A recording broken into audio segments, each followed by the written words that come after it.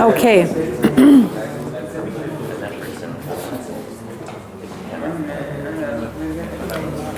Lastly, let's look at the design of classrooms, schools, and school systems. I want to talk a little bit about backwards planning. Backward design means that you begin with the end in mind and work thoughtfully backwards from that imagined end toward the present in order to plan for what you ultimately want. 3 stages of backward design are identify the desired results, determine acceptable evidence, and plan learning experiences and instruction.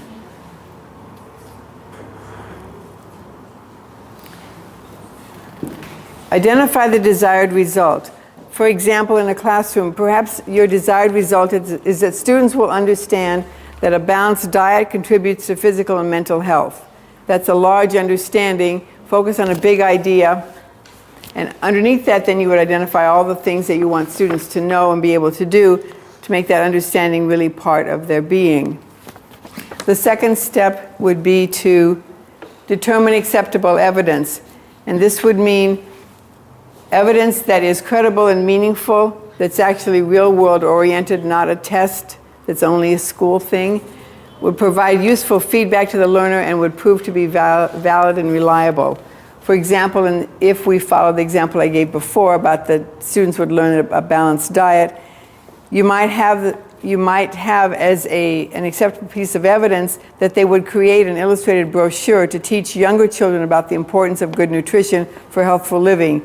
Maybe that brochure would include ideas for breaking bad eating habits, and then you might have them take that brochure and teach it to younger students in another classroom. Once you've decided that that's what you are going to have students do, then you have to plan the learning experiences that will get them there.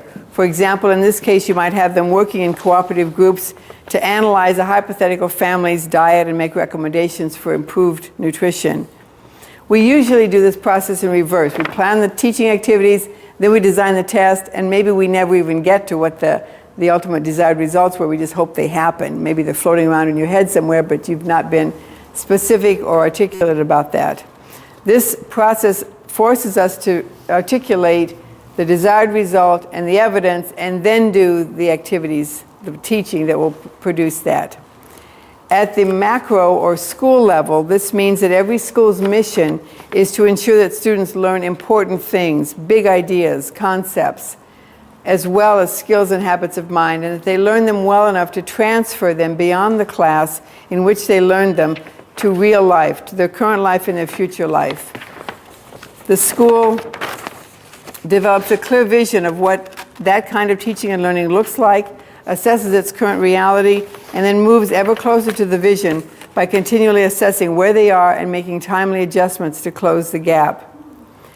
In Grant Wiggins' words, schools exist to cause learning that is intellectually vital, generative of future self-directed, personally meaningful and productive, and socially valuable understanding. In other words, schools should be trying to work themselves out of a job by creating self-directed learners who know how to teach themselves, who know how to generate their own knowledge. At the classroom level, this means that each teacher, whether first grade or university, plans their teaching starting with the desired result, the big concepts, the enduring understandings, then determines the most appropriate, closest to real-world work kinds of evidence that demonstrate that deep understanding, and then plan the learning experience, not the other way around. So, in closing, I'm going to give you just a couple words about each one of these 4 areas. In terms of brain research, my recommendation is that you learn as much as you can about how learning happens, and then temper that learning with your own action research. Be observant and reflective. Trust first what you observe. Respect what each person carries around in that 3-pound organ inside their head. Know that each one is different, but that each one has great potential.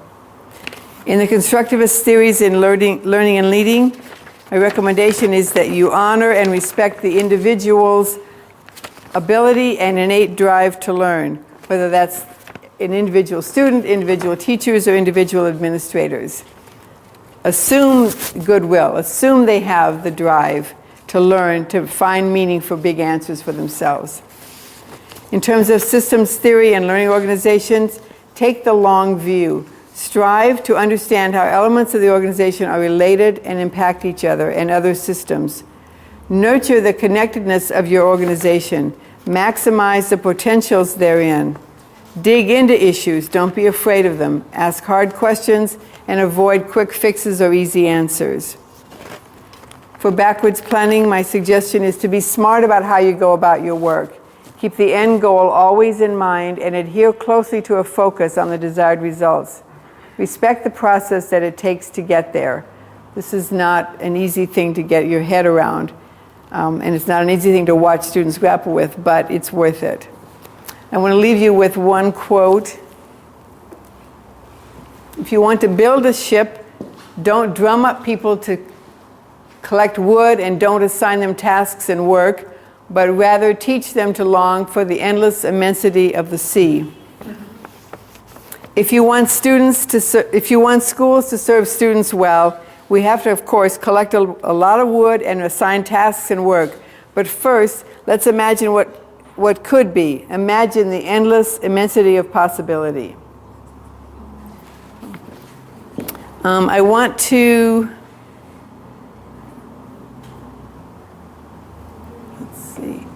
close with this. But I also want to go back to the 4 areas and invite your questions or your comments. And I will moderate because I want this to be a conversation within the room, not just you asking me questions. So if you have something to say or a question to ask, now would be a good time to do that. Pose it to the whole group, and we'll see if anyone in the group wants to take that question or comment on. Anyone? Anyone except Emma can ask a question. Yes. I just want to know, is there any friction between these things? Because clearly they're not final answers. They're still, grades Sure. are still going on. In your work, has there been any areas where you've tried to put this 4-pronged approach together, and actually sometimes it's caused friction between, I don't know, constructivist and systems theory? Somehow there might be. I have to say no. These 4 seem to me to fit together pretty well, and when a school deals with the 4 of them, they seem to fit. There's always friction when we introduce any one of them because they go up against what's already existing at the school. Constructivism is not people's favorite way to think about learning. It's bothersome to have to imagine that in a classroom of 30, there are 30 different brains all learning at a different rate.